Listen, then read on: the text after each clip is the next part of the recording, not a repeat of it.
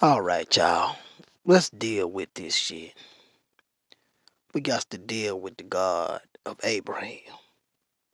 We got to deal with the God of all the prophets in the Bible because they all claim to serve the God of Abraham.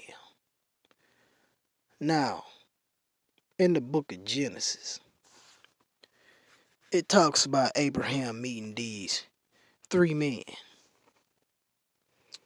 And he referred to one as the Lord.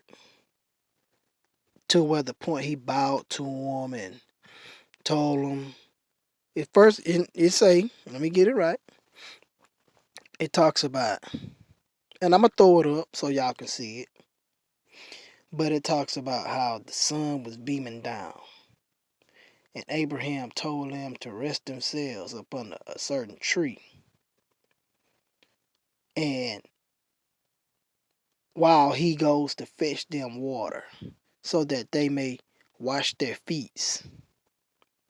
And it say, and the Lord rest up under the tree. So the Lord got tired. The Lord has feet. The sun apparently was whooping the Lord's ass.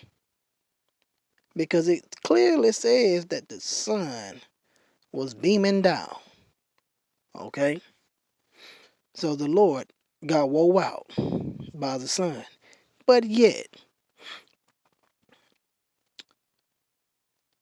the sun does not waver.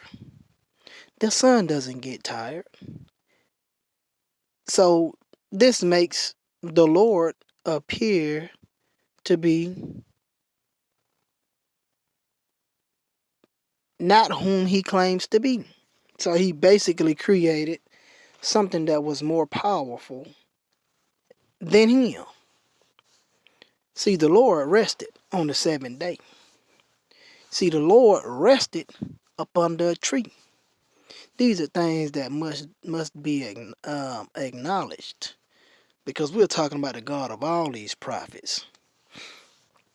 But he has the attributes of a man. I want y'all to think about this. It also says that he ate food. It said that Sarah made ready a calf and got some milk or some shit. And it said that the Lord did eat. I'm going to throw it up so you can see it.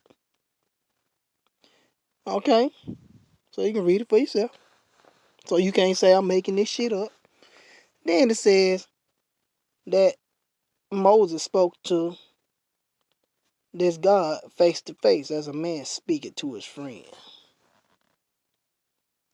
Okay? And in the book of Judges, it says that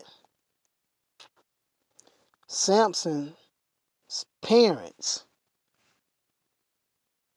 saw the Lord go up in a spaceship.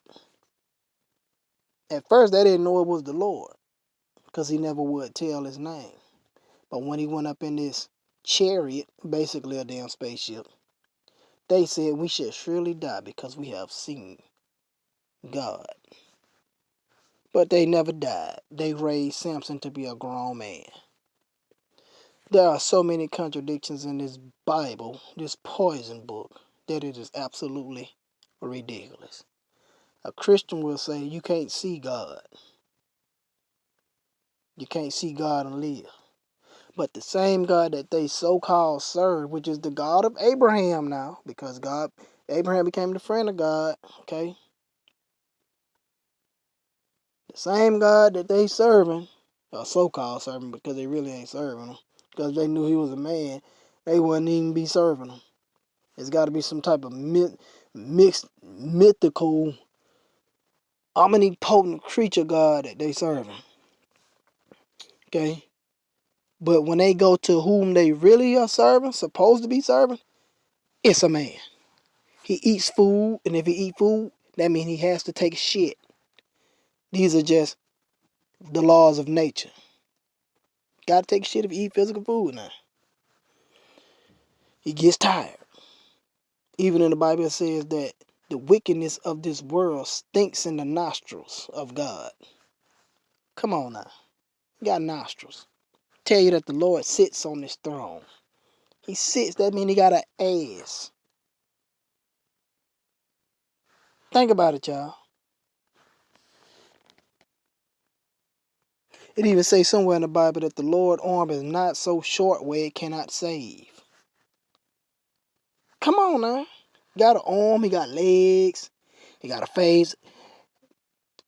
Come on, he got a face. Remember, Moses spoke face to face to him, such as a man speak to his friend. Also,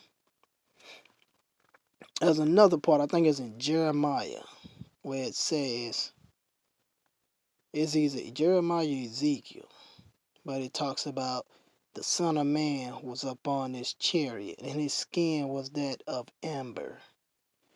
It's a man, y'all.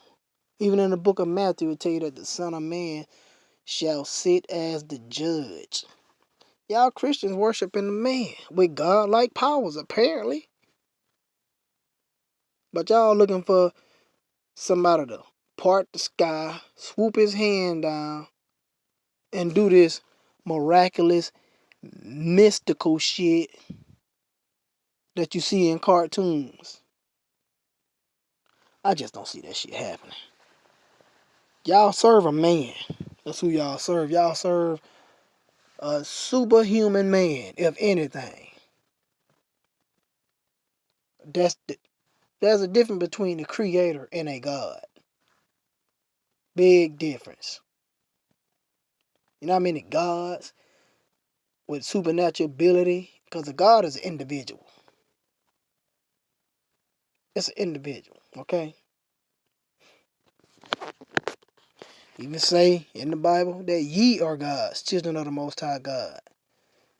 In truth and in honesty, we are all fragments of the Creator, experiencing itself in many different dimensions. But the ego separates us.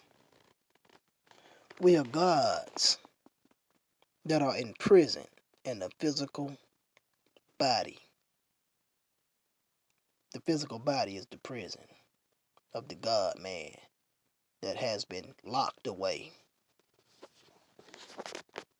This is the point of Kundalini awakening. This is the point of ascension. But just so you know, y'all Christians have been serving. If when you put everything back in its right perspective, y'all been serving a man. Even in the Bible, it say the Lord is a man of war. It said in that bitch that he a man. The Lord is his name. It's in the book of Exodus. I'm going to throw it in there so you can see it. Everything I'm talking about, put it in your face so you can see it, so you can't say, this nigga making this shit up. Know how y'all do. Y'all will say stuff like, won't he do it? Yeah, he'll do it, all right. He'll tell you to go sacrifice your own damn son. He'll do it, all right. He'll tell you to go kill something you love. He'll tell you to go sacrifice a sheep. Go spill some blood on an altar. In today's time, y'all will say that's damn witchcraft. Y'all will say that's some evil type shit. That's that Illuminati shit. But that's the God y'all serve. Y'all will say that's that reptilian shit. But that's the God y'all serve.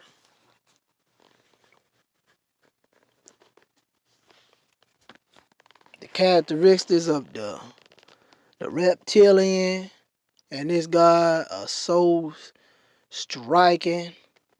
Hell, it's hard to differentiate between the two. Personally, I believe it's probably a reptilian that can shapeshift, that can look humanoid. It's possible. Shit. I mean, he does require blood sacrifice. That's the same shit the reptilians do. Hell, just look up Arizona Wilder. They have so many of striking correspondences. This God in the Bible and these reptilians. It's It's hard not to see it when you know it all, like this type of information that is. When you know the similarities. Then on the flip side, there's a possibility that these are just Anunnaki, portraying themselves to be gods, such as Enlil and Enki. But regardless, there's a striking resemblance between the God of Abraham and the reptilians.